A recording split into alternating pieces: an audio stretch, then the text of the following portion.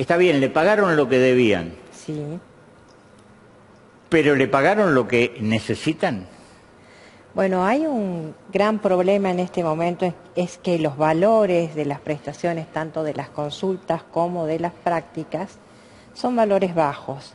Básicamente porque las actualizaciones de los valores se hacen en base a los aumentos de las paritarias de los empleados públicos, porque son ellos los beneficiarios del IPS. Entonces ese mismo aumento se aplica a las consultas y las prácticas. Y entonces estamos muy por debajo de los índices de precio al consumidor, de la inflación, y obviamente eso genera un enorme malestar en nuestros colegas, quien con justa razón nos expresan que no llegan a fin de mes, que no cubren las cuentas, y si aparte hay atrasos en los pagos, todo lo que tengan que pagar se paga con mora. Es decir, que el médico no escapa a la situación económica actual y todo esto agravado porque los incrementos salariales, diríamos así, porque la orden y la práctica es el salario del médico que trabaja en la actividad privada, son muy bajos.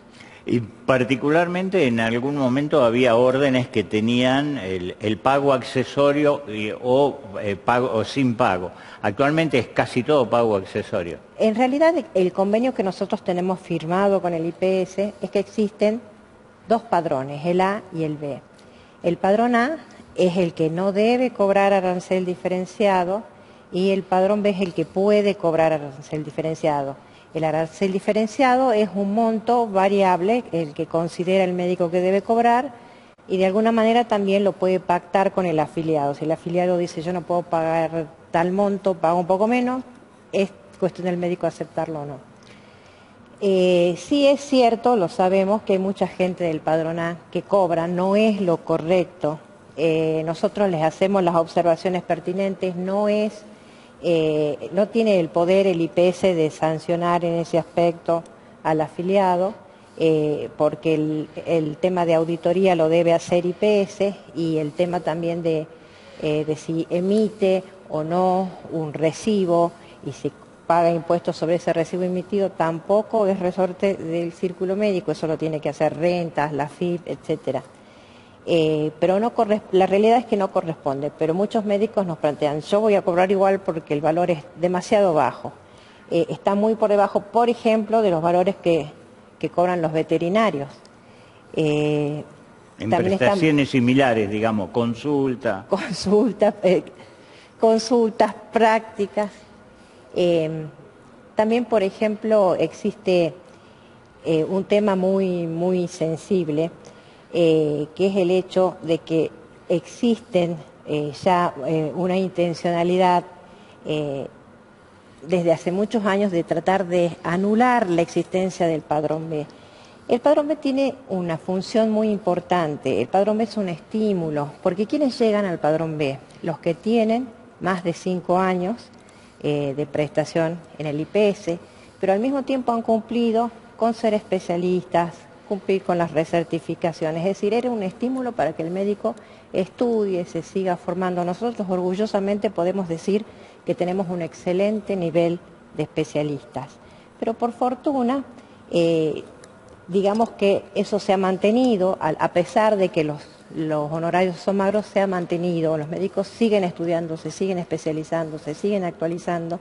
No sé si hay otra profesión a donde el médico se le obliga, porque si pierde la categoría de especialista es volvemos al punto cero, esto es como el juego de la oca y tiene que rendir de nuevo y todo lo demás. Entonces, eso se quiere premiar con un estímulo, que es la existencia del padrón A y B. Y ese médico que cumple las exigencias puede optar por el padrón B. Hay excelentes médicos que cumplen esas mismas exigencias y están en el A, lo aclaro. El IPS tampoco es la única obra social que tiene padrón A y B. La UNSA, Unión Personal, por ejemplo, también tienen padrón A y B. Y en las prepagas nosotros tenemos convenios categorizados, A, B, C y D. El A es el médico que tiene antecedentes en la especialidad. El B es el que ya rindió una vez la especialidad, el C es el que ya rindió 2 veces y el D es el que es o titular de cátedra. Todavía no tenemos titulares de cátedra en Salta porque es una universidad muy joven, probablemente en los próximos años ya existan, y los doctores en medicina. el ser doctor en medicina es bastante difícil aquí en Salta, por lo que... A pesar que a todos le decimos doctores. A pesar de que nos decimos a todos doctores, porque generalmente se necesita el respaldo de una universidad local. Si no, se hace muy oneroso viajar, hacer los cursos de doctorado a otras universidades. Hay pocos, pero con suerte, con la universidad actual es probable que en el futuro haya más. Una pregunta como para aclarar. ¿Todos los médicos asociados al círculo médico deben prestar servicio al IPS o pueden negarse? No, pueden. Nosotros tenemos una lista de obras sociales y prepagas y el médico elige cuáles quiere atender, no es obligatoria la atención. Por otra parte, el IPS tiene sus propios prestadores directos, así que no sería para el IPS. ¿Cómo es esto de prestadores directos? Es decir, sin que estén asociados al círculo. Exactamente, hay prestadores que no están asociados al círculo y trabajan directamente con el IPS. Hay un grupo también, Digamos que con ellos tienen un convenio, un convenio acuerdo especial por aparte. en el que nosotros no interferimos. Pero también hay un grupo de socios del IPS que trabaja en los consultorios del IPS sin cobrar arancel diferenciado, pero eso ya por una decisión voluntaria de esos socios. Nosotros no tenemos ninguna objeción al respecto. Es decir, cada socio elige la forma de trabajar. Y la negociación, porque calculo que están en una fase de negociación. ¿Con quién se hace? ¿Con el IPS? ¿Con la provincia? Las negociaciones se hacen con las autoridades del IPS, con la doctora Gladys Sánchez, con... Muchos Sánchez. Muchos Sánchez, sí. El abuelo Sánchez era terrible. Con Gladys Sánchez, que generalmente está con todo su equipo técnico, el doctor Becker, contadores y demás. La relación con el IPS, yo siempre aclaro, es buena. Ellos siempre nos abren la puerta, nos dicen, nos sentemos tal día a negociar, se negocia.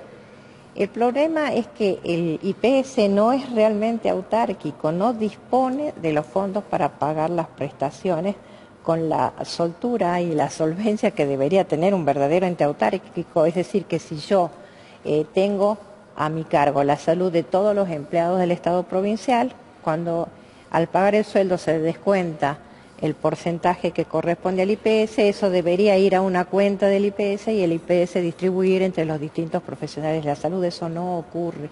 Siempre tiene que esperar del Ministerio de Economía. Que le libren los fondos del Ministerio de Economía. Razón por la cual hemos solicitado una reunión con el Ministro de Economía. Vamos a tener esa reunión el próximo jueves en el Ministerio y esperemos llegar a buen puerto. Nosotros planteamos algo muy sencillo. Queremos que lo que tenga que pagarse al médico, porque existen plazos y existen compromisos de pago por parte del IPS con fecha claramente establecida, que se cumplan, simplemente eso. Se me ocurre una pregunta porque con el nuevo gobierno nacional se liberó el tema de las prepagas. Sí. Las prepagas aumentaron las prestaciones. Astronómicamente. Pero los pagos a los médicos aumentaron. Aumentaron. ¿En la misma proporción? No en la misma proporción,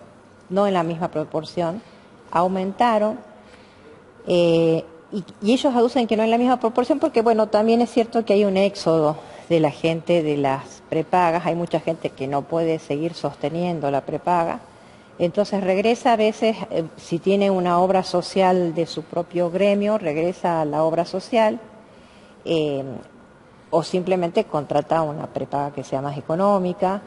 O dentro de las mismas prepagas hay distintos planes, opta por el plan más bajo que le cubra por lo menos el plan médico obligatorio, y entonces también eso representa un menor ingreso. Obviamente que las cifras que manejan las prepagas son siderales y no se reflejan para nada en los ingresos de los médicos. En general las tres prepagas más grandes, hay dos con las más grandes, que son Swiss Medical y OSDE, nosotros no trabajamos con ellas, el círculo médico, ellos manejan su padrón cerrado de prestadores. ¿OSDE es la más grande? OSDE es la más grande, no, creo que Swiss Medical es la más grande. Me parece que Swiss Medical era la segunda, pero OSDE es la más grande, más o menos 3 millones de afiliados en todo el país, Swiss Medical creo con 2 le sigue, y me parece que la tercera es Sancor, entre Sancor y Galeno Argentina están ahí. Y es decir, que ustedes no están trabajando con esas No grandes... trabajamos con las dos prepagas más grandes de la Argentina, no trabajamos. Trabajamos hasta el año pasado con Swiss Medical, pero hubo una rescisión del convenio porque no había un acuerdo en cuanto a los aumentos de los honorarios, entonces no se llegó a un acuerdo y se rescindió el convenio. Una de las cosas que se comenta mucho, y esto usted lo debe estar viviendo, es se caen las prepagas porque hay migración, eso va en algunos casos a algunas obras sociales, pero en la mayoría de los casos va a la atención del sector público. ¿Cuál es la situación de la salud, tanto pública como privada en Salta? Bueno, la salud, yo trabajo en la salud pública por las mañanas y por las tardes en la parte privada. La salud pública está muy comprometida y de hecho lo vivo en el consultorio privado de pacientes que manifiestan, yo ya no voy a poder venir al consultorio, usted me atendería en el hospital. Obviamente que uno que les dice que sí, bajo las reglas, las limitaciones temporales, las limitaciones que tiene el hospital, pero bueno, lo solucionamos, pero sí, la salud pública está muy colapsada. Se vio muy colapsada con el tema del dengue, se tuvo que echar mano de todos los especialistas. Yo soy ginecóloga, bueno, y una patrulla de ginecólogos salió a hacer consultorio febril, que se llamaba, con un asesoramiento previo, porque somos ginecólogos, claro, y no infectólogos, entonces un asesoramiento previo de cómo había que ver al paciente, cuál paciente se interna, cuál se va a la casa, qué indicaciones se le hace, cuál se queda en observación. Entonces, realmente tuvo que echar mano el ministerio porque los médicos clínicos, los infectólogos estaban saturados, entonces tuvo que echar mano de otras especialidades para hacer frente al consultorio de febriles, se llamaba, con el dengue a la cabeza. Todavía hay un poco de COVID, hay gripe también, entonces hacer los diagnósticos diferenciales era importante. Bueno, esa es la situación. Y en el caso de los consultorios privados, hay colegas que están cerrando sus consultorios. Los costos de tener abierto un consultorio, los alquileres para empezar, claro, los alquileres son tremendos. Los materiales descartables, los mantenimientos de los equipos, que todos en dólares, todos los equipos médicos son importados. Subieron cuando el dólar subió, pero no bajaron cuando el dólar bajó. Cuando el dólar bajó, tal cual. Los insumos médicos carísimos. Hasta el estacionamiento es caro para los que tienen un consultorio céntrico. Pagar el estacionamiento es un mundo. Entonces se hizo muy caro el mantenimiento, el mantener abierto el consultorio y poder ofrecer la atención. Y hay médicos que dejaron de trabajar, tal vez momentáneamente, en la parte privada por estas razones, porque los ingresos no compensan los gastos de poder ejercer la profesión, y eso es realmente triste. Por último, volviendo al tema del IPS, usted dice que ustedes lo que quieren es que se cumplan con las obligaciones de pago, pero pedirán también un valor de pago a cada profesional distinto al que están pagando ahora. No, siempre hacemos el reclamo, siempre la respuesta es que no se puede aumentar por arriba de las paritarias. La única esperanza por ahí que tenemos es que las paritarias mejoren y quienes representan a los distintos gremios del Estado planteen paritarias mejores para que el aumento de las prácticas y de las órdenes de consulta se pueda, exacto, se vea reflejado ese aumento en las prácticas y en las órdenes. Eso es por ahora lo único que claro, si nos plantean como posible. Tienen que denunciar el convenio, porque el convenio establece ese parámetro. Exacto, si no hay que decir, hagamos un convenio nuevo, no sé, también existe esa posibilidad. El año pasado se comenzó a escribir un convenio nuevo con muchas idas y vueltas, que nosotros les tachamos esto no quiero, y ellos nos tachan, nos devuelven. Bueno, es bastante difícil, pero creo que hay que hacer un convenio nuevo, porque también la medicina ha cambiado. La medicina post pandemia ha cambiado mucho, los médicos ya no somos los mismos, creo que nos hemos enfrentado, la pandemia nos ha puesto en una situación de ver realmente lo que vale nuestro trabajo y lo que vale la salud nuestra. Y los médicos vivimos menos que el resto de la población, no sé si saben eso. Tenemos nuestra expectativa de vida un poquito por debajo, unos 5 años por debajo de la expectativa de vida de la población general. Por el estrés, por una serie de factores tenemos las mismas enfermedades que los demás, pero se les suma mucho el Pero con estrés, mayor a nivel exposición. médico sí, hay también muchas adicciones, hay mucha gente que fuma, o sea, lo que le decimos al paciente que no debe hacer, hacemos. Entonces, bueno, todo esto puesto en perspectiva de realmente nos cuestionamos si vale la pena la profesión. Yo particularmente creo que sí vale la pena, por eso estoy donde estoy, pero quiero mejoras para todos mis colegas. La última de mi parte, en estos días se conoció de que no se están pudiendo colocar stents, porque Sí. no hay por el precio. ¿Cuál es la situación real de esos insumos médicos, desde un stent a una prótesis de ortopedia? Bueno, es lo que decíamos, que aumentan mucho con el tema del dólar, el dólar baja, pero de todas maneras los precios carísimos en traducción a pesos se mantienen, entonces es difícil conseguir los elementos para trabajar. Nosotros por ahora en Salta creo que no se siente la falta de stents porque por ahí han hecho algunos grupos médicos, suelen tener una pequeña reserva, sobre todo básicamente porque es algo que se hace en la urgencia, entonces no es que algunos sí los puede esperar a pedirlos y que lleguen, pero hay algunos que hay que colocarlos más o menos urgentes, entonces ellos hacen un pool, digamos así, de estos elementos.